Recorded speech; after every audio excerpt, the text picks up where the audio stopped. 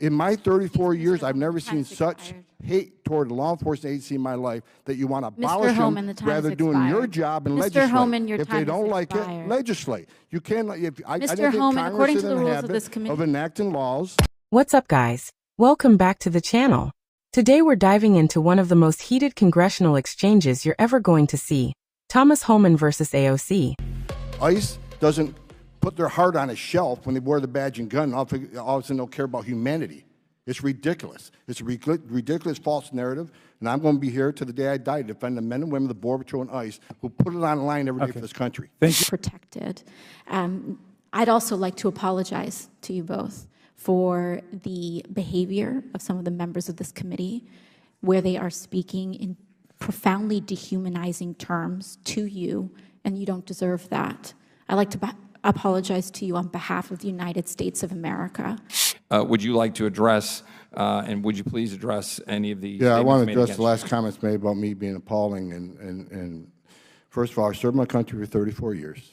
I saved many lives, and I ran an agency. Let's be frank in what ICE does. ICE last year took a season of opioids off the streets of this country that could have killed every man, woman, and child in the United States twice. They've arrested thousands of sexual predators that preyed on children. They rescued thousands of children who were victims of predators. They arrested hundreds of women who were victims of sex trafficking. I am proud of the agency and ICE. And what we don't want to talk about is nearly 90% of everybody ICE arrests for immigration violations either have a criminal history or are pending criminal charges when they were found. I mean, they were found in the county jail, which most likely means they weren't a choir boy. So to mismessage what the work the men and women of ICE do is, I find appalling that a member of Congress would throw that out there like that. In my 34 years, I've never seen such hate toward a law enforcement agency in my life that you want to abolish them rather than doing your job and legislate. Mr. Homan, your if time they don't has like expired. it, legislate. You can't. I don't think Homan, Congress according is to in the rules of habit this committee. of enacting laws. Mr. Homan, they your want to time enforce. is expired.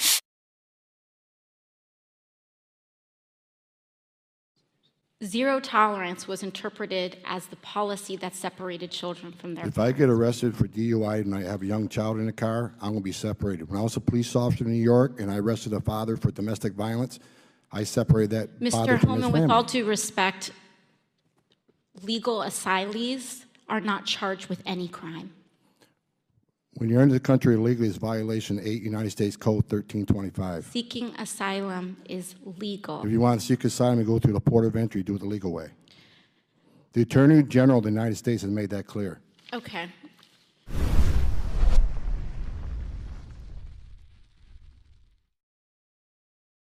This wasn't just a disagreement. This wasn't just two sides presenting facts. This was a collision of worldviews. One side arguing that immigration enforcement is inherently cruel, the other arguing that enforcing the law is not only necessary but morally justified. And right at the center of all of it is former ICE Director Thomas Homan, a guy who's basically spent his entire professional life dealing with the real consequences of illegal immigration, border crime, and human trafficking. So let's break down what went down, why it matters, and what nobody in the mainstream media is going to actually tell you about this exchange. So let's wrap this up with what this debate really represents. Because it's way bigger than one hearing, one agency, or one politician. This exchange is basically a microcosm of the entire U.S. immigration debate. Do you prioritize humanitarian intentions, or the rule of law? Do you assume ICE is the villain, or that the cartels are the villain? Do we measure compassion by soft rhetoric, or by real-world outcomes? Do laws matter only when convenient, or always?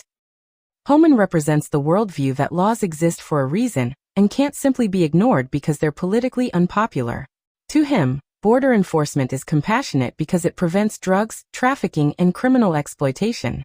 AOC represents the worldview that the enforcement itself is harmful, that the human suffering at the border is caused by the enforcement, not prevented by it. And here's the thing. Both sides think they're protecting children.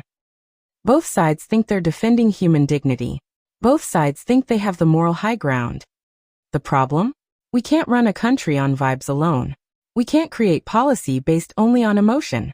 And we can't keep demonizing the very agencies tasked with enforcing laws that Congress wrote and refuses to fix. If people want a system with fewer deportations, fewer arrests, or a different approach, fine. Then Congress should change the laws. That's literally their job. But until they do, ICE officers are stuck being the bad guys for enforcing rules they didn't create. Homan's frustration comes from that exact contradiction. If you found this breakdown helpful, hit that like button, drop a comment with your take, even if you disagree, and share this video with someone who needs to see the full context behind these debates. And of course, subscribe if you want more videos.